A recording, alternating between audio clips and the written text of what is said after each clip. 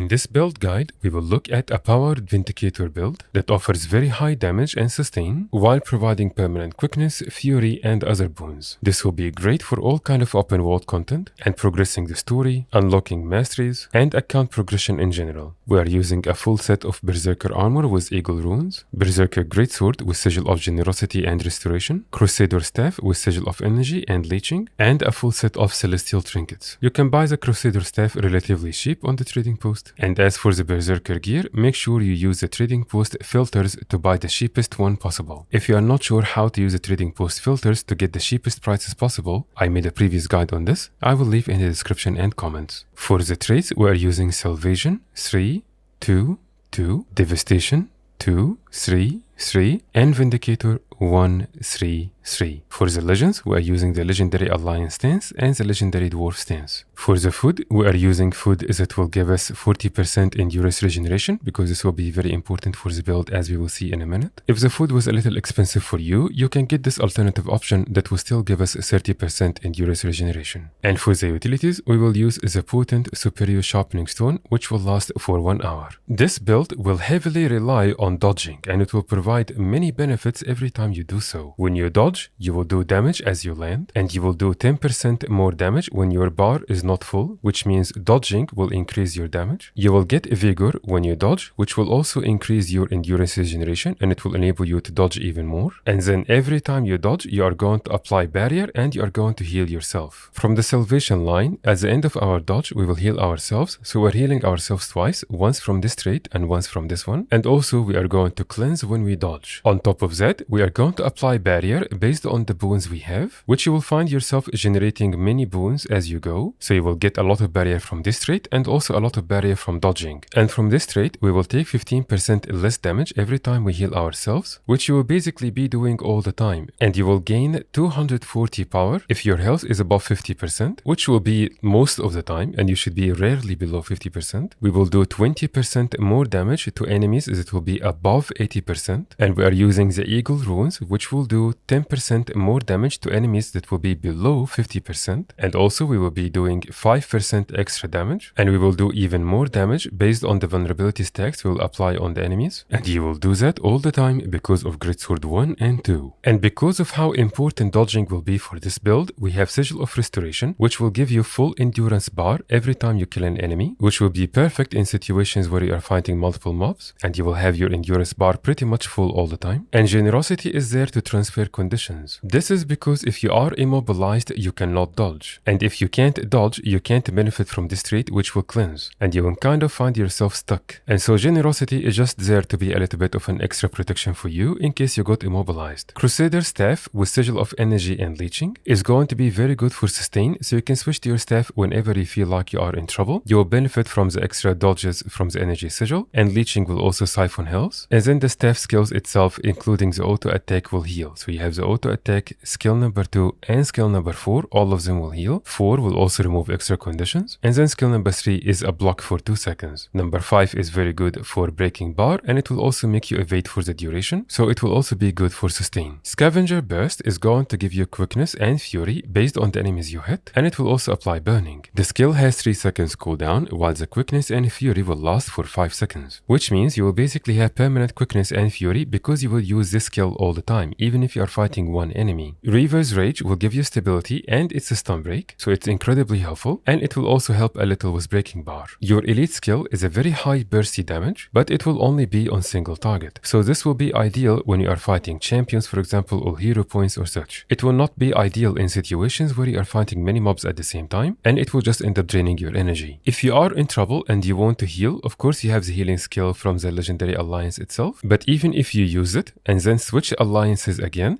you can use the other heal from the other legend, so you can basically heal yourself twice. And then from the defensive alliance legend, you will have an extra stun break, and you will have some extra cleanses. If that was not enough, you can also switch to your dwarf, and you can use your heal from here. And Vengeful Hammer will also reduce the damage and condition damage you take by 20%, and it will constantly heal you. So the ideal way to use that build is, first of all, make sure you are dodging as often as you can, because this will help significantly with your sustain, but it will also help with the damage. And then whenever whenever it is on cooldown, you are going to use your Scavenger Burst and you are going to use your Greatsword 2. So basically, auto attack with Greatsword 2 and Scavenger Burst. And you will just keep repeating this over and over and use them whenever they come off cooldown. Another very good skill to use will be Greatsword 5 because this will apply multiple projectiles, each of them will hit the enemies. This is especially ideal if you are fighting multiple mobs at the same time, but even if you are fighting single target, it will still do a lot of damage on them. However, if you find yourself not able to generate enough energy to use Greatsword 2, Greatsword 5 and Scavenger Burst, then don't use that skill until you are fighting multiple mobs at the same time. And just by using your Greatsword 2 and your Scavenger Burst, you will apply a lot of damage and you will have permanent quickness and fury, which will definitely help with your damage. Anytime you find yourself low on energy, you can swap legends and you can benefit from whatever skills you will have on your dwarf at the time. And then once you have your alliance stance ready again, you can switch back to it and continue your rotation. Keep in mind is that switching alliance legends will not generate energy, only switching legends itself. The build will work just fine as it is. However, there are things we can do to make any open world build work much better. And I made a previous guide on this. I will leave the link for that guide in the description and in the comments. I will now leave you with some footage for this build in action. Thank you very much for watching and I will see you in the next guide.